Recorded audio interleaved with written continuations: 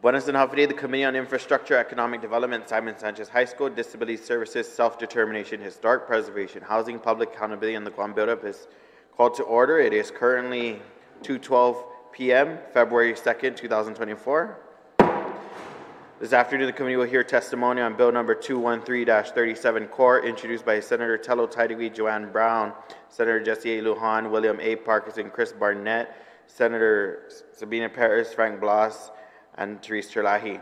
An act to add to a new item to 1 to paragraph C of section 1909 of chapter 19 of title 1 of the Guam Code annotated relative to the duties of the public auditor.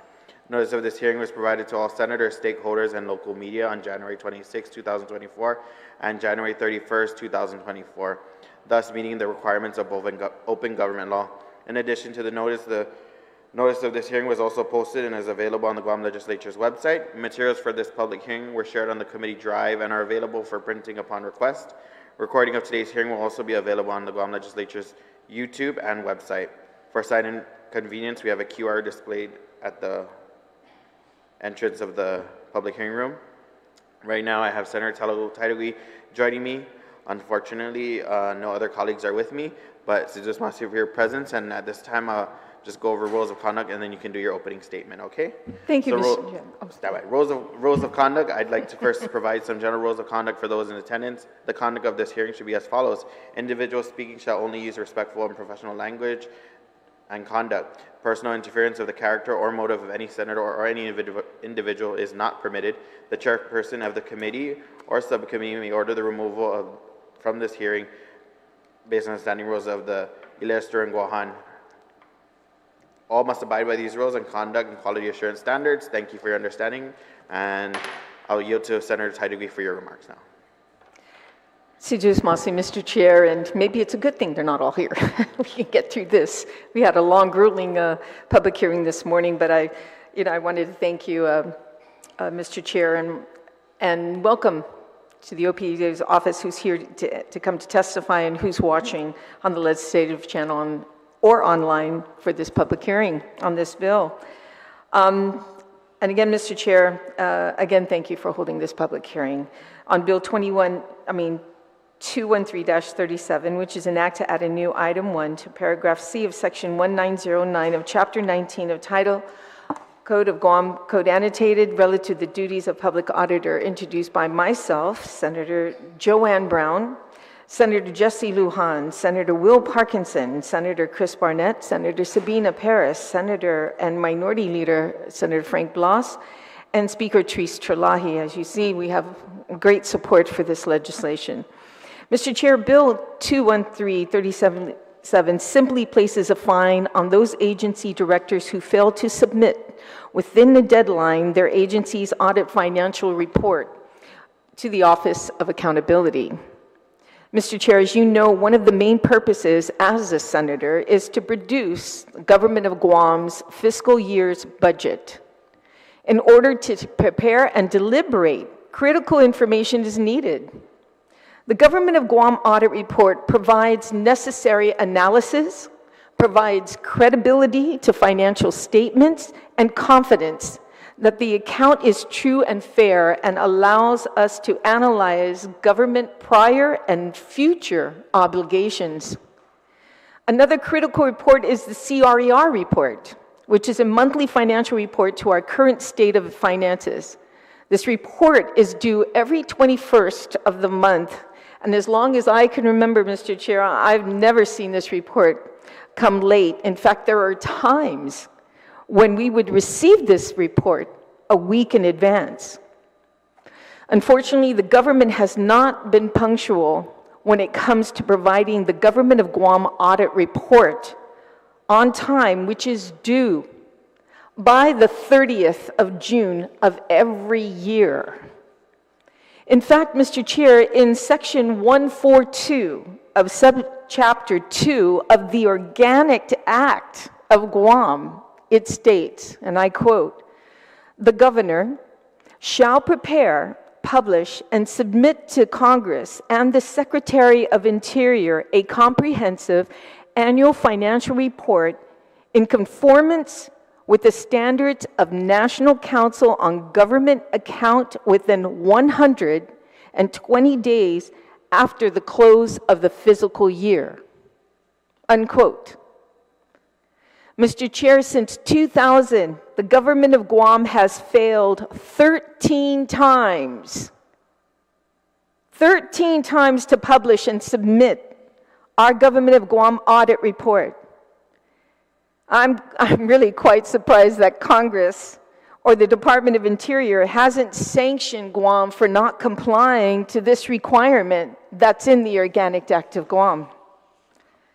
This bill is to provide that push to ensure Guam not only adheres to the requirements of the Organic Act of Guam, but to provide this body with the critical information that's needed to produce one of the most important pieces of legislation this body will pass: the budget. What Bill 213-37 will implement is a late fine similar to the requirements of producing the CRER report. However, the fine of $250 will be placed on the department or agency who fail to provide their audit report to the Office of Accountability, and all fines collected will be deposited into the Guam Memorial Hospital Authority Hospital Operation Funds.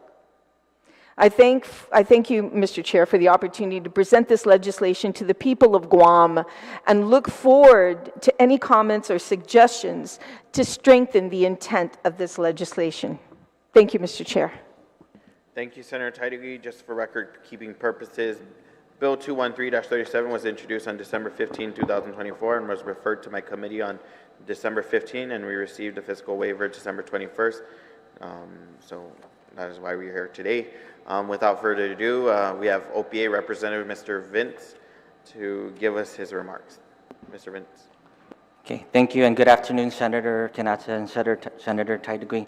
My name is Vincent Duenas. I am the Supervising Accountability Auditor at the Office of Public Accountability. I was first hired in 2003, so I've been with the office for like 21 years now. So I'll get to the reason why that's why I'm bringing that up.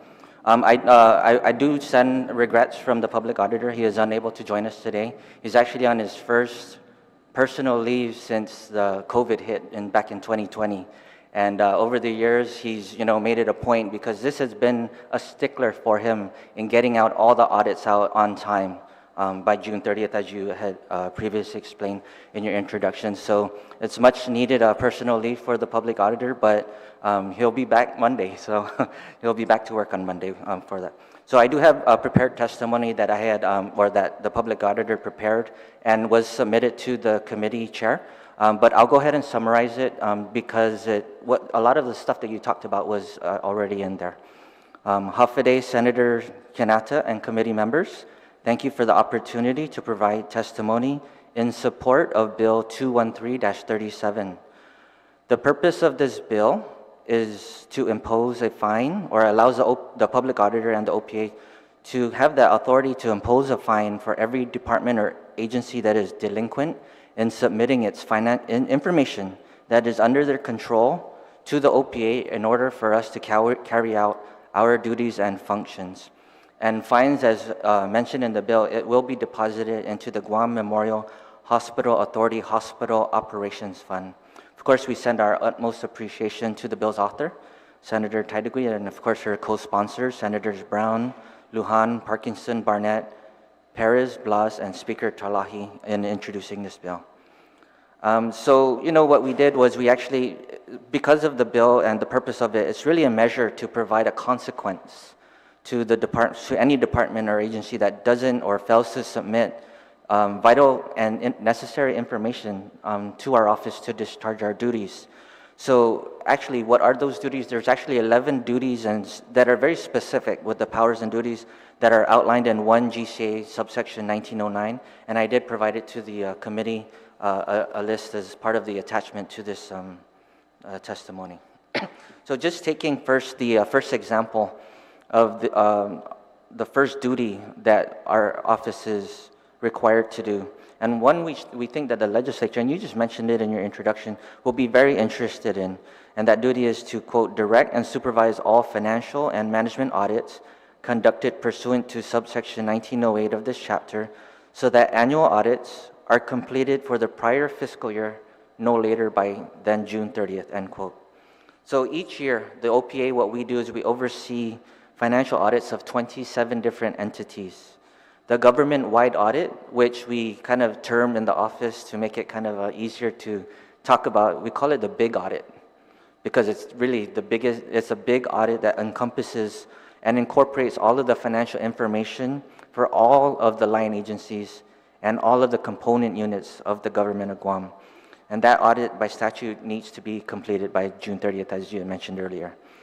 But in order for that audit, the big audit, to be completed, we need all the other component units, the other 26 audits, to be done at least a month in advance. At least that's the guidance that we've been receiving from our financial auditors, because in order to prepare the big audit, you need time in between, kind of like a buffer to prepare the big audit. So we need everybody to have submitted their audits before that. When the public auditor first came into office in 2018, and through his experience as a past appropriations chair, he really knew of the significance of getting these audits in more timely, specifically for the legislature and the Office of Finance and Budget, so that you guys have all the data that you need in order to deliberate the upcoming budgets and the needs for all of the relevant government of Guam agencies. As the financial audit contracts were being expired during his first term, during Public Auditor B.J. Cruz's term, and they were being procured anew, he actually moved the deadline up contractually for all of the audits to be completed. February 28th, for all of the component units, this is the 27 plus or the 26 that I mentioned, and then for the big audit itself, he moved that deadline up contractually to be completed by March 31st. So he thought that that was enough or ample time, because that's when budgets are starting to roll in and budget discussions are being, our budget hearings are being planned for the rest of the summer. So just based on the past couple of years, and of course, Senator Taitague, you mentioned that, we've obviously come up short of that goal. The big audit, just for example, last year for FY22, deadline was June 30th. It was issued on November 21st of 2023. And then the year before that, FY 2021 was issued, deadline again was June 30th. It was issued July 19th. So, and I did provide a list since I've been in this office or been working with the OPA, and as the author of the legislation pointed out, 13 times since then we've been delinquent in getting these audits out. One more point to make, another measure that the public auditor implemented for the financial audits was he actually required Gantt charts. So a Gantt chart is basically like what they would do is put an Excel spreadsheet and itemize it month by month, January, February, March, all the way to December. Of course, keeping in mind the deadline, which was March 31st for the big audit, February 28th for the other component units. So what we did was our vision was, or the only thing we really cared about at the OPA was that those audits were issued on those dates, right? That's what we cared about. Everything before that, so what the Gantt chart does, January, February, March, all the way down to December, up to the day that it's due, it itemizes all of these reports that are required in order to finish and finalize the audit. So all there's a bullet list, and based on the audit, it varies because there's also complexities to the bigger agencies. But just having general financial reporting information, cash and cash equivalents and investments, receivables, inventory, fixed assets. So these are the different types of financial reports that you're being alluding to in the bill. So what they're doing is, or they're the ones, the agencies are the ones populating these dates as to when they're due. That's the point that I wanted to make. The only date that we're really concerned about is the deadline. Everything else, if the agency says we're going to get these financial reports in by this date, then that's what the expectation is, right? Of course, there are some agencies that didn't meet these deadlines for one reason or another. But however, if this bill is enacted, that allows us to have that consequence for them not submitting the information on the dates that they're actually putting forth. Again, our only concern is getting it out on time. Other than that, those are the points that the public auditor wanted to make, and we want to thank you, of course, Senator Taitague and your co-sponsors for introducing this bill. You know, it is a short bill, but I think it'll have a big impact in getting things done, getting things in front of you, the legislature, all 15 senators, so that, you know, you as decision makers can take a look at all this vital information in front of you and make the decisions that you guys need to make. Thank you very much. Thank you, OP, for that testimony. Really appreciate it. Definitely want to get things done for the people of Guam and make sure we're accountable and make sure all agencies are being accountable for their own finances as well, and make sure we make fiscal budgets that are responsible so that we can make sure we're being efficient and serving our people adequately. If there's no closing remarks, okay, we Just do have to say closing thank remarks. you. Just to say thank you to the OPA's office. I've worked with the OPA regarding this legislation, you know, true to form, and I'm hoping we can have the other senators support this measure. Like Senator Quinata mentioned, you know, it's important to get this information in front of the legislature so we can put out a sound, financially responsible budget. So thank you again. Yes, thank you, OP. You are dismissed. I know you have appointments to take care of. If there are no further discussions, the committee appreciates your participation in today's hearing. We will continue to hear testimony until Friday, February 9, 2024. Please address your testimonies to Senator Roy A.B. Quinata, Chairman on the Committee on Infrastructure, Economic Development, Simon Sanchez High School, Disability Services, Self-Determination, Historic Preservation, Housing, Public Accountability, and the Guam Build-Up. And all your testimony can also be dropped off physically to the Guam Congress Building. If you want to send it via email, office of Senator Quinata at guamlegislature.org, or you can WhatsApp it to me at 671-472-4826. It is currently 2:29 p.m., and this concludes the hearing on Bill 213-37. We are currently on recess.